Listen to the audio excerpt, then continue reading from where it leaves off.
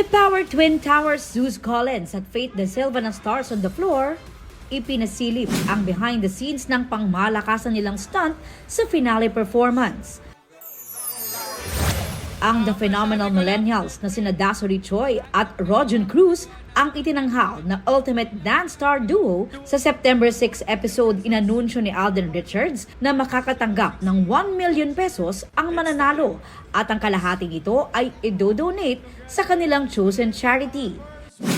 Pero ginulat sila ni Marian Rivera nang sagutin na niya ang 500,000 pesos donation sa chosen charity na Smile Train PH.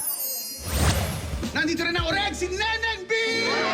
Neneng B. Sam Pinto Magbigay-pugay para sa nag-iisang si Boy P! and Boy Pickup Ogie Alcacid are in the house. Dahil yung anak ng mayayaman, nagpakita ng yaman nila.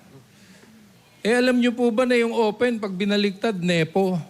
Sina Chito Francisco at Cesar Cosme naman nagbalik sa ang dating doon minus Brad Pitt na pinalitan muna ni Kokoy De Santos. Ilan lang yan sa mga nagbalik na iconic segment ng Bubble Gang sa first part ng 30th anniversary ng longest-running comedy show. Paris photo shoot ni Gabby Garcia at Khalil Ramos, mala-prenup. Dati nang sinabi ni Gabby na napag-uusapan na nila ni Khalil ang kasal. Miss Grand Philippines Emma Mary Tiglao, waging Miss Grand International 2025.